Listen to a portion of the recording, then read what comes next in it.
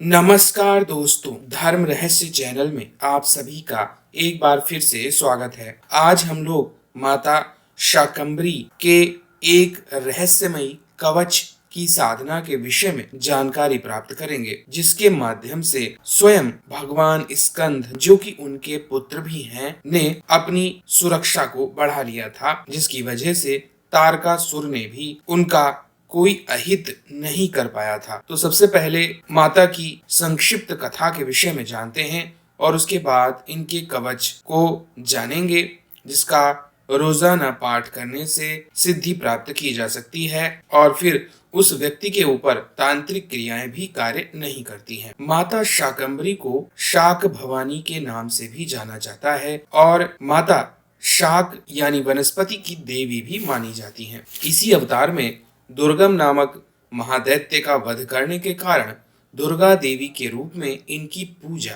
की जाती है। शाकंभरी नवरात्रि 9 दिनों तक मनाया जाने वाला एक त्योहार है, जो पौष माह के शुक्ल पक्ष की अष्टमी तिथि से शुरू होकर माता के प्राकट्य दिवस यानी पौष की पूर्णिमा के दिन, जिसे हम शाकंभरी जयंती उत्सव के रूप में भी जानते हैं। इनकी कथा के अनुसार प्राचीन समय में दुर्गम नाम के एक महान दैत्य ने बहुत उत्पात मचाया था। उस दुष्टात्मा दानव के पिता का नाम रुरु था। दैत्य के मन में यह विचार आया कि देवता का बल जो है वह वेद है और उसी से उनकी सत्ता स्थापित है। अगर वेद लुप्त हो जाएं, तो देवता भी नहीं रहेंगे, इसमें कोई संशय नहीं है। इसलिए पहले वेदों को ही नष्ट कर देना चाहिए।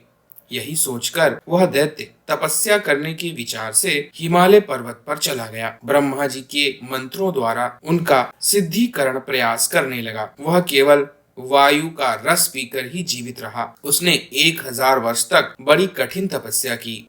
उसके तेज से देवता, दानव सहित संपूर्ण पृथ्वी आश्चर्यचकित हो गई थी। तब ब्रह्मा जी चतुर्मुख स्वरूप में वहां पर हंस पर सवार होकर वरदान देने के लिए दुर्गम दैत्य के सम्मुख प्रकट हो गए और बोले, तुम्हारा कल्याण हो। तुम्हारे मन में जो भी वरदान पाने की इच्छा हो वह मांग लो। मैं तुम्हारी तपस्या से प्रसन्न होकर यहाँ आने को विवश हो गया हूँ। ब्रह्मा जी के मुख से यह वाणी सुनकर दुर्गम ने कहा, देव मुझे संपूर्ण वेद प्रदान करने की कृपा कीजिए, साथ ही मुझे वह बल दीजिए जिससे मैं समस्त देवताओं को परास्त कर सकूं। दुर्गम की बात सुनकर चारों वेदों के अधिष्ठाता ब्रह्मा जी तथास्तु कहकर ब्रह्मलोक की ओर चले जाते हैं। तब सभी वेदों को कैद करके संपूर्ण पृथ्वी से वेदों को नष्ट करने का कार्य वह करने लगता है। ब्राह्मण वेद अध्ययन भूल जाते हैं। वेदों की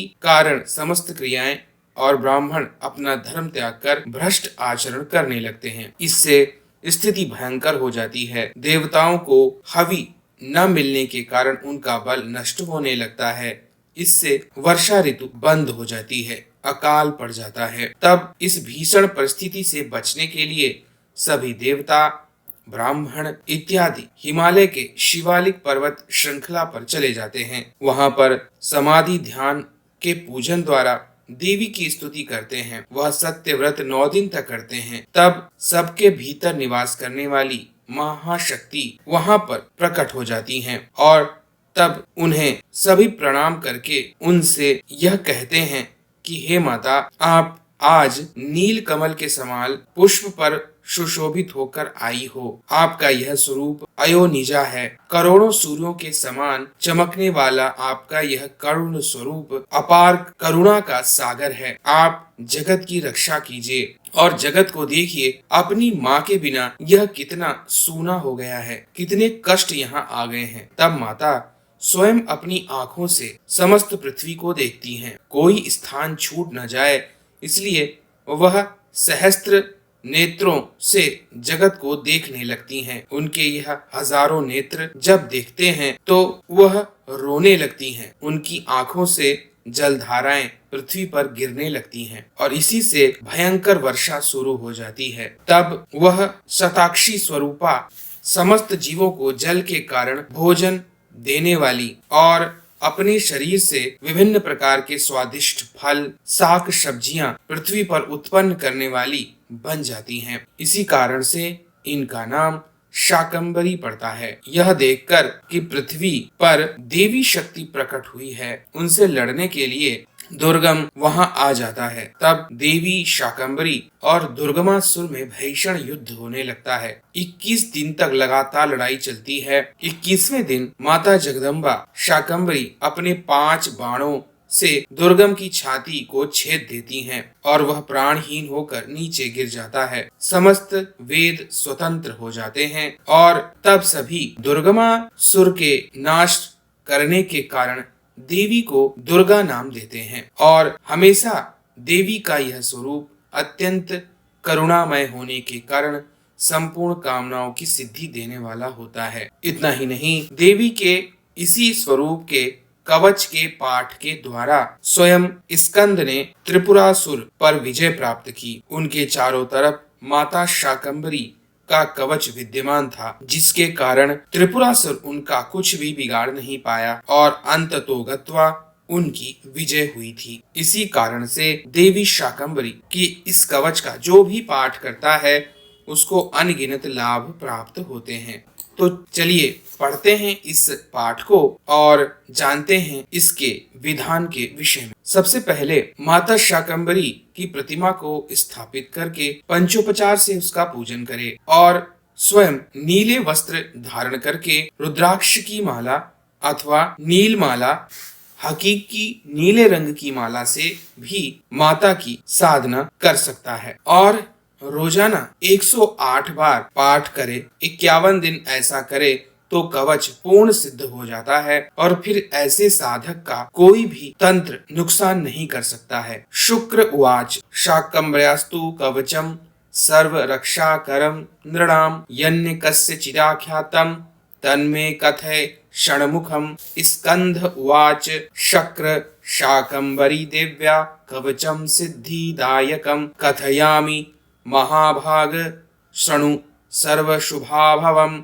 अस्य श्री शाकंभरी कवचस्य स्कंध ऋषिः शाकंभरी देवताः अनुष्टुप छन्दः चतुर्विध पुरुषार्थ सिद्धयर्थे जपे विनयोगः। ध्यानं शूलं खड्गं च डमरु दधानां भय प्रदां सिंहासन स्थितां ध्यायामि देवी शाकंभरीमहम्। अथ कवचम् शाकंभरी शिरः पातु नेत्रे मे रक्तदन्तिकाः कर्णोरमे नन्दजा पातु नासिकां पातु पार्वती ओष्ठो पातु महाकाली महालक्ष्मीश्च मे मुखं महासरस्वती जिह्वां चामुण्डावतां मे रदां कालकण्ठी सती कण्ठं भद्रकाली करद्वयं हृदयं पातु कौमारी कुक्षिं मे पातु वैष्णवी नाभिर्मे वदतु वाराही ब्राह्मी पार्श्वे ममावतु पृष्ठं मे